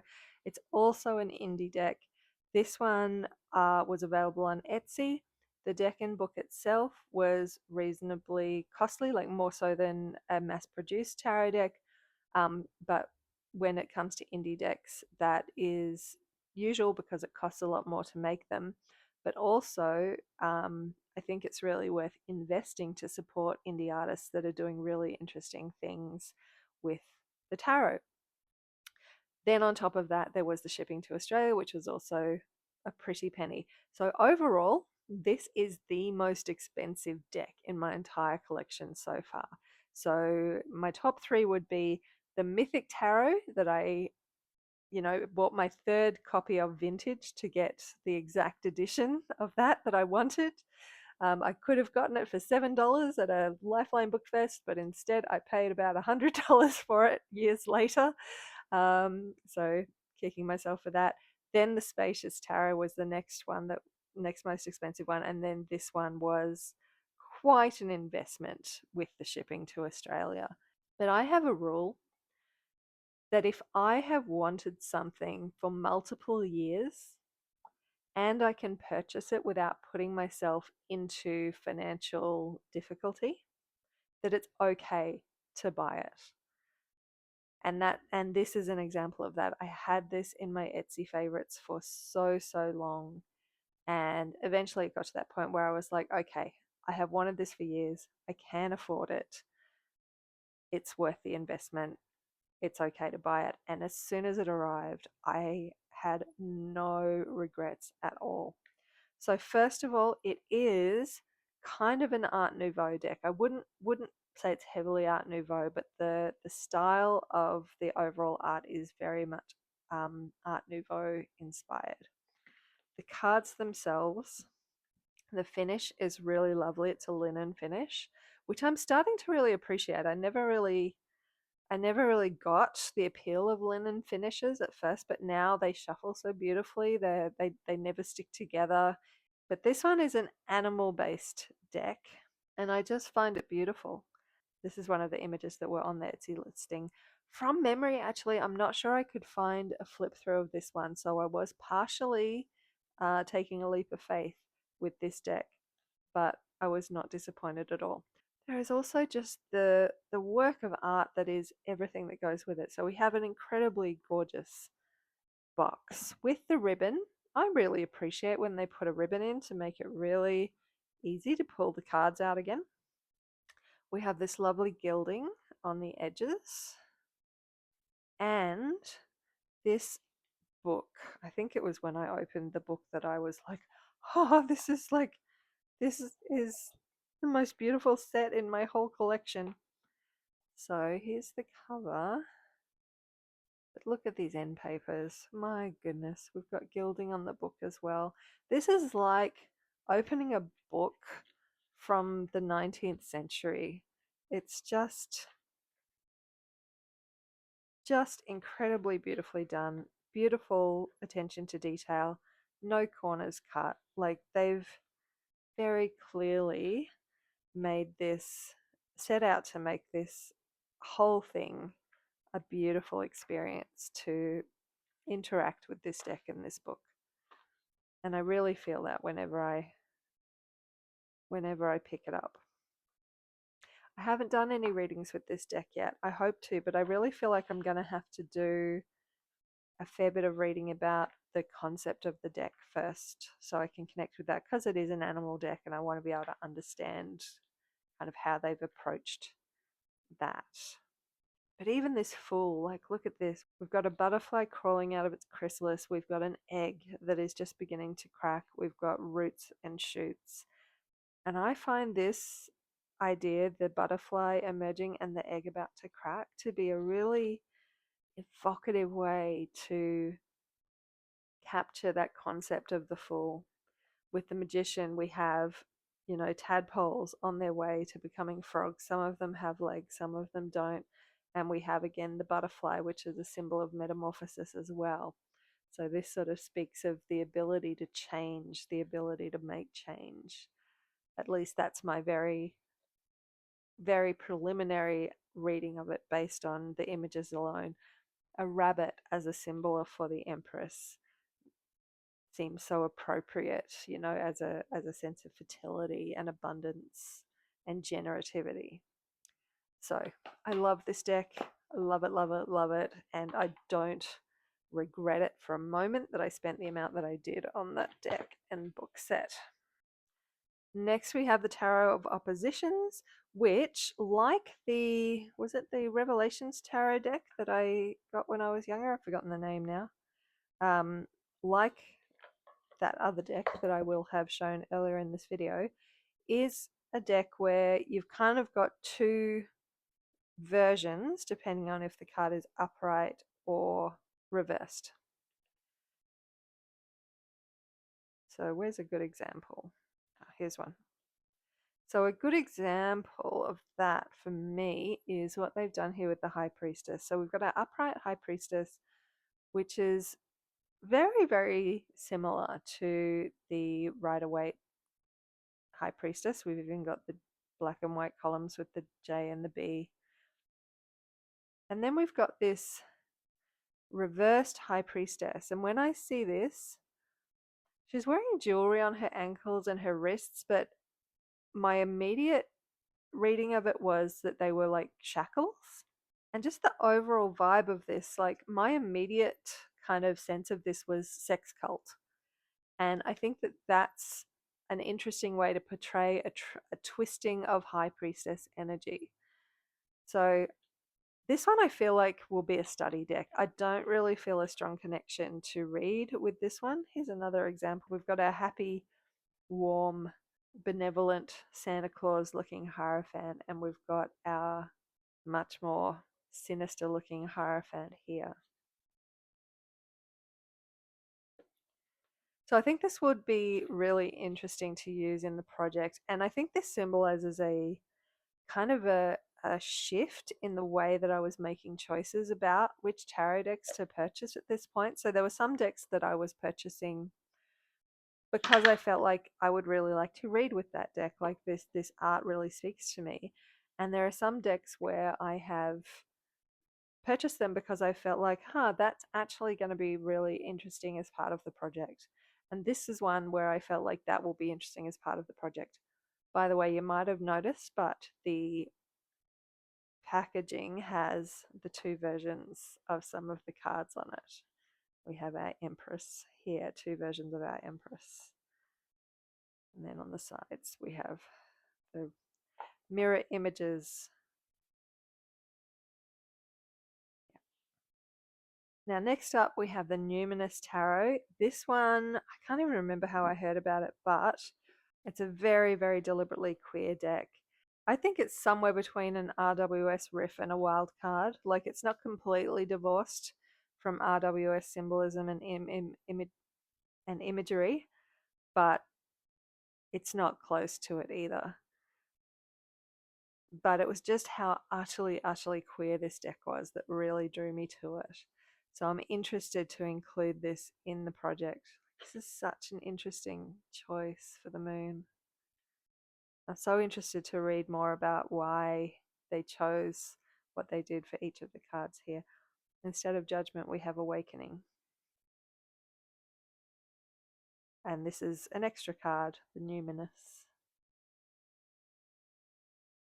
So now this one was out of print when I learned that it existed. So I managed to find a vintage copy online. It's full imagery. It's not a pip deck, and it's definitely a study deck for me. I don't know yet whether it'll be a reading deck or not. Now next we have the Wildwood Tarot. Now there were a couple of different versions of this that seemed to come from different publishers, but the packaging and everything was really similar. So I don't know if they're different or not, but one version, the more expensive version, had green backs. The other one, the pictures looked like they had black backs. I don't know if they actually have the green backs and it just looked that way, but I really wanted the green backs.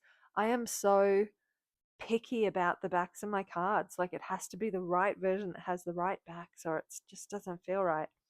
So anyway, this is, I would call this, hang on, here we go. I would call this the wildest of wild cards.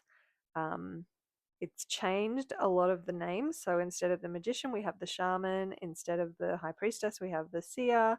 Instead of the empress, we have the green woman, the green man for the emperor, the ancestor for the hierophant. I find that a really interesting choice that I hope might illuminate some of the more positive sides of the hierophant for me.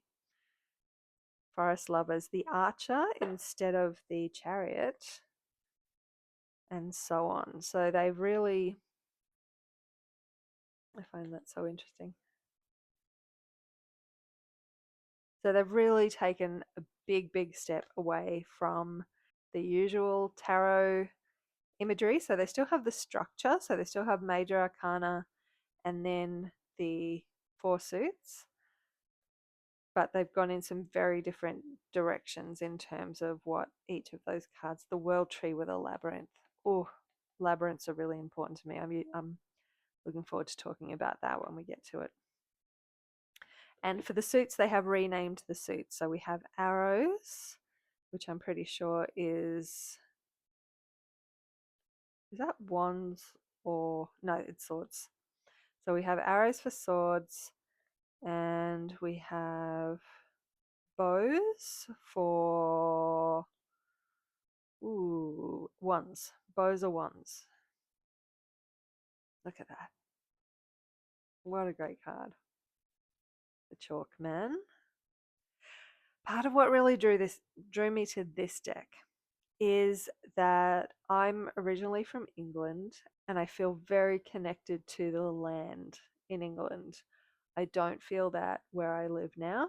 I don't have an option to move back to England, but I really miss it.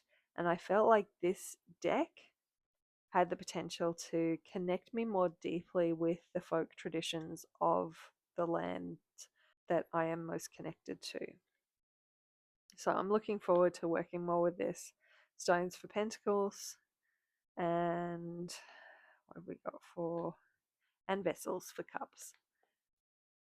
So I'm really looking forward to seeing how these ones compare in the matrix of each, as we look at each card and have them all laid out in a matrix, seeing how these are similar to or dissimilar to the more standard kind of tarot imagery. This is a pain though, that you've got to kind of divide the deck in two to put it away. I think I need to change the box.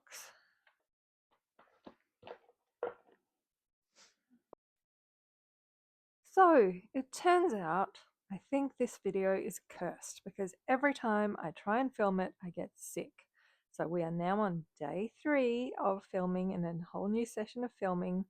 I filmed the previous section yesterday, and then as soon as I took a break, I came crashing down with a cold in the afternoon. So I'm hoping that I can get through this last little bit of the video today without any further illness. But if you hear me with a bit of a stuffed up nose or a bit of a croaky voice, that would be why. I'll be really glad when this video is finished and I can move on to the actual project itself finally. Okay, so at this point, I tried to stop. I thought that is plenty. I think I had about, I think it was about 28 decks at that point. I can't remember exactly. But I thought, you know, that's a nice number. 28 makes a nice 6x4 grid. And any more than that is probably going to get unmanageable. I have enough decks for the project and then some.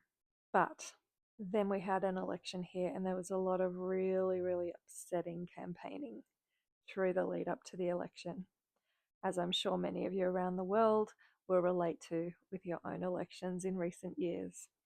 And I was finding it really hard to cope in the lead up to that election, as I know many of my loved ones and community members were also.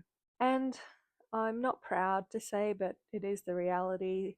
The way that I coped my way through it is through making poor financial decisions, through staying up until the wee and even the not so wee hours of the morning, and shopping for tarot decks online. Now, those decisions, they're not ideal for me, but they're not going to ruin my life. So I am willing to live with those choices. And as a result, I do have a few more decks for this project that I wouldn't otherwise have had. Unfortunately, that election actually turned out way better than a lot of us were fearing.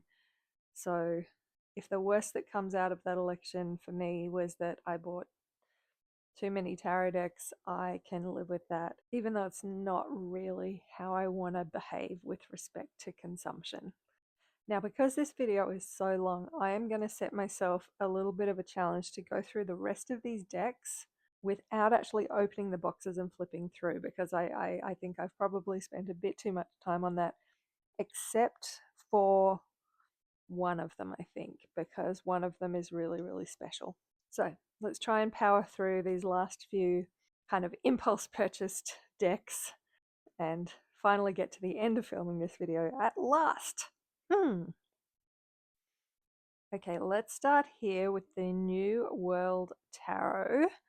This deck, I might have actually ordered this, I think, before I reached the point where I'm like, okay, I can stop now, because this was one that damn it, I opened the box. Oh well, we're here now. Because when I saw this one, I just knew that I needed to have it in my collection and I needed to have it as part of the project. This one is a very, very heavily social justice focused deck, and it is also in part based on current events. So there are some cards in here that you might recognize from real world demonstrations, for example. So this was really beautiful. Now, originally this deck came in two sizes. No, not originally. There was an original size that was bigger than this. This is the smaller size that is a more recent release. And when it arrived, I did notice that a lot of the details of the images were a bit too small for me to make out on these cards.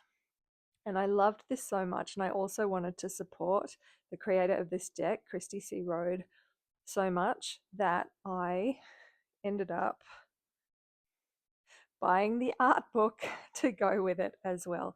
So this has much bigger, more detailed images that are much easier to see, and it also has everything that's in the little book is also in this book in both English and Spanish. So this one is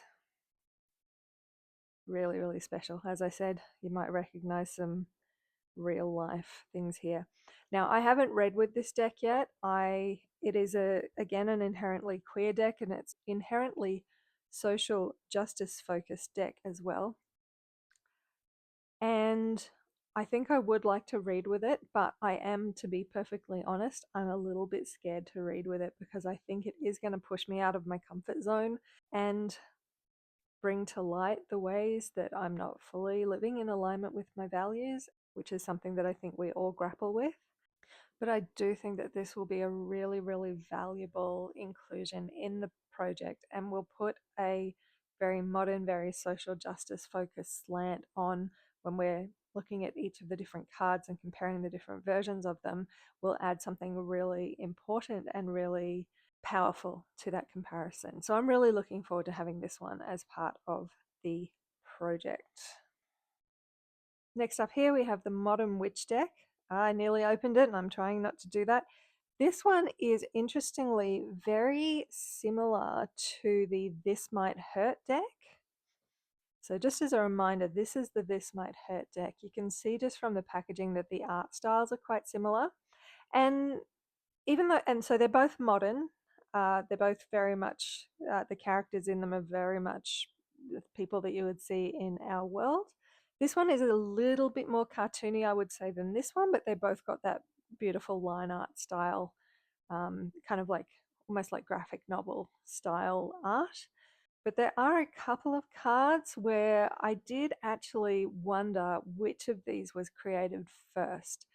It turns out this one was created first, and either they've had some very similar ideas on how to depict some of the cards, which is possible that happens, or I'd say the author of this deck and the artist of this deck has been influenced in some way, possibly not consciously, by the artist who created this deck. So I really hesitated to buy this deck because it was so similar to this one. Part of the reason I chose to do that, aside from the whole, election distress that I was going through, is that because this one was created first, I actually did want to support this deck creator. And so I do feel good about having purchased this deck as well. Now, next up, I'll put these two together because I purchased these at the same time.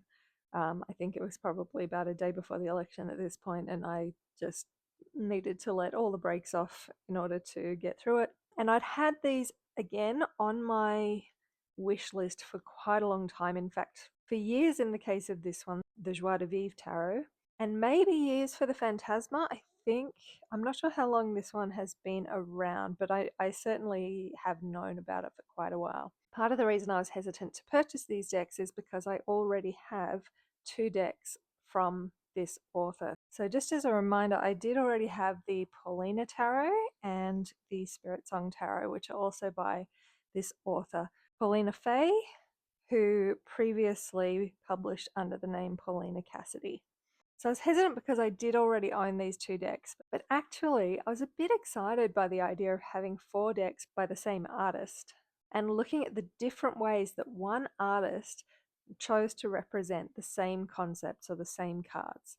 Now, Paulina Fae does actually have another tarot deck coming out. This artist is absolutely prolific when it comes to tarot decks.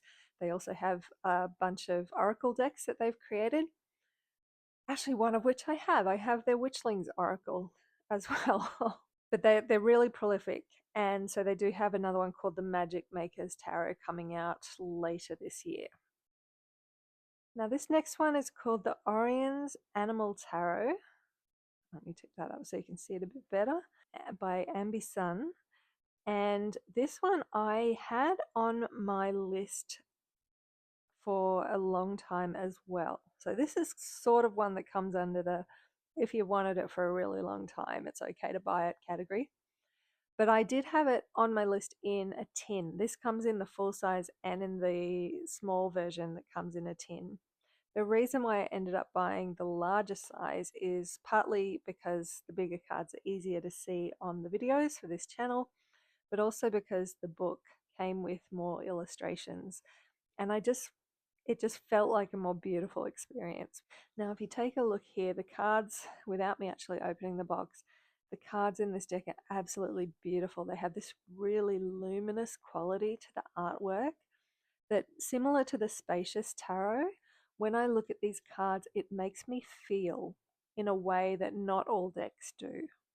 I don't feel the same with this deck as I do with the Spacious, but I do get a real visceral, intuitive, emotional, almost awe-like response when looking at this beautiful luminous artwork.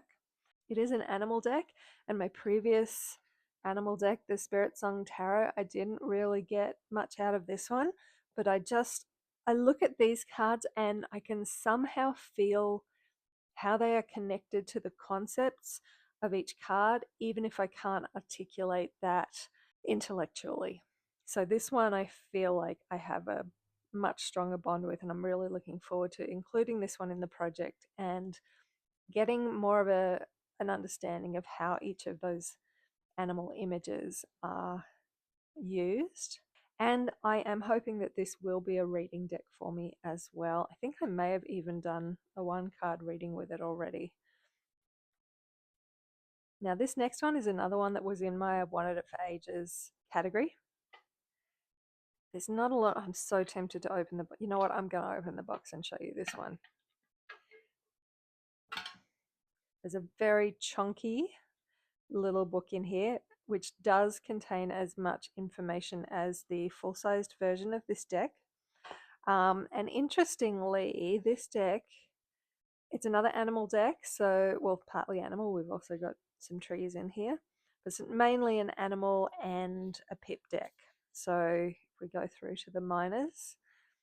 Now, I was really drawn to this for a long time, but I felt like because it was a pip deck and because it was such a minimalist deck, I felt like I wasn't going to be able to read with it. I might have mentioned earlier in the video that I previously felt like I needed a lot of detail in cards. And as I've already said, also, I'm learning that actually simpler, more minimalist cards can actually be really, really effective. And in fact, in some ways, get out of the way of being able to read effectively with them. Interestingly, this comes in a full-size version and the pocket version that comes in a tin.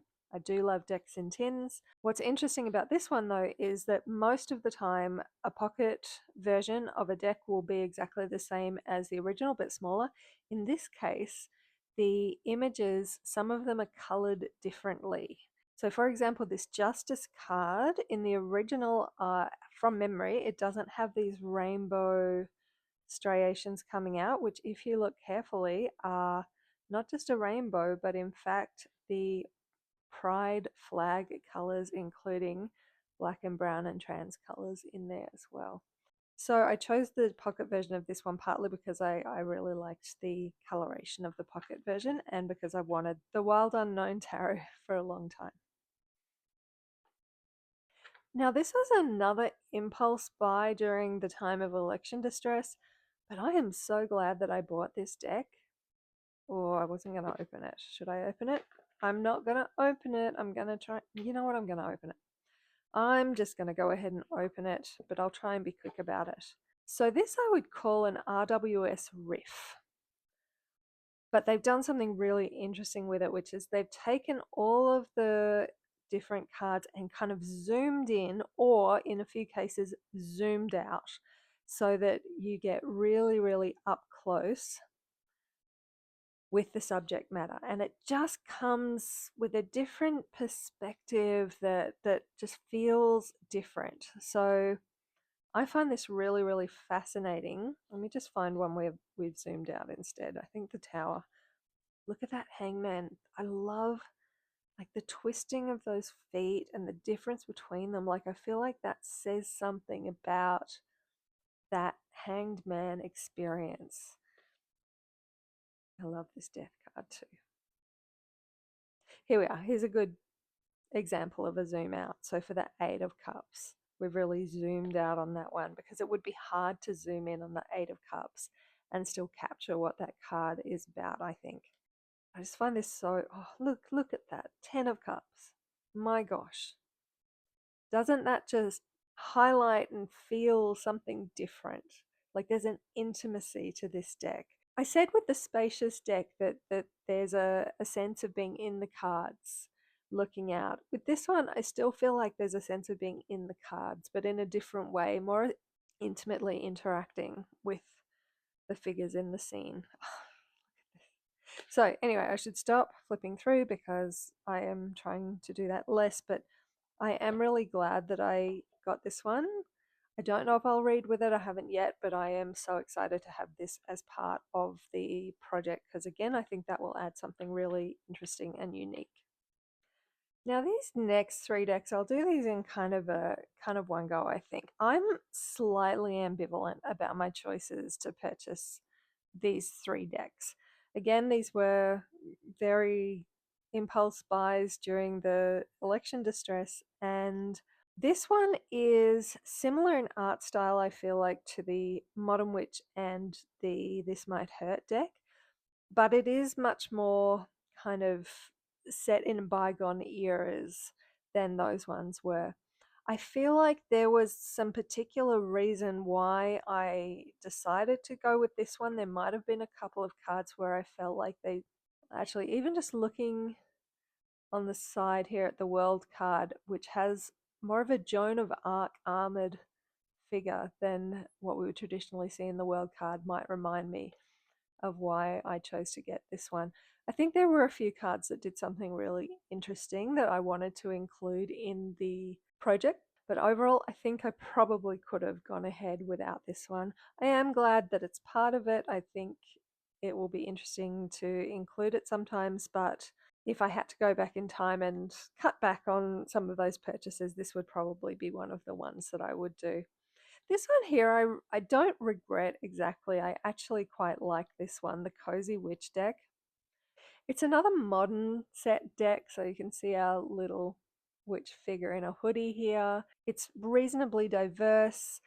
It's a very gentle deck.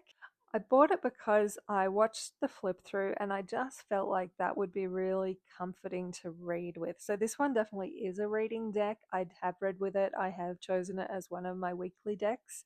So each week I choose a deck and I pull one card at least from that deck each day. And so I did do a week with this one. It has on each card, it has a short phrase or a question. So it's a bit like a keyword deck, but a little bit more. So it gives you a little bit of a sentence or a question to reflect on. And if you, I'll show you the backs. I won't flip through the cards, but look at these backs. We've got our pentacles and our swords and our candles and our coffee cups as our cups. So very much modern, very much a comforting, cozy vibe, as the name implies. So I don't know how much I will use this in the project. I think I will use it from time to time, but I may not use it for every single card. But I do feel comforted when I interact with this deck myself. Now this next one, the Unfolding Path Tarot, I haven't actually unwrapped it yet, partly because I think I was a bit ambivalent about my decision to purchase it. And again with this one, if I was going to go back in time, this is probably one of the ones that I would save my money on and reduce my consumption. The art style really is beautiful. This image on the cover is what's on the World card, which is not even one of the ones that I think is the most beautifully done. It is very Instagrammy art, though. I look at them and I feel like each of the images could well have been pulled from someone's Instagram. But having said that, they have made some really interesting choices with some of the cards that I wanted to include in the project. So really this one comes down to a few cards that I really wanted to include. But overall, the deck I'm a bit more ambivalent on. Without giving too much away, you might be able to see a little bit the High Priestess from this deck is one of the cards where I felt like they did something really interesting and I wanted to include that. A lot of the cards where I felt like they did something interesting that I wanted to include were to do with age and the age of the figure that they had chosen to represent that card. So I'd call this very loosely an RWS riff. And it will definitely be a project deck, but I'm not sure whether or how much I will actually use it as a reading deck. We will see, time will tell. Now I've saved for the final three the ones that I am most excited about from that particular little episode of purchasing decks. So these ones I have no regrets about purchasing at all. And I'll do them in order going up to the one that I am most excited about including and using. So the first one was the Cirque du Tarot by Lisa Robertson and Josh Tufts. And I have not even taken the plastic off this one yet, not because I'm ambivalent about having purchased it, but because I'm saving it for a day when I can really just immerse myself in it, because this one really excites me and I'm looking forward to it very much.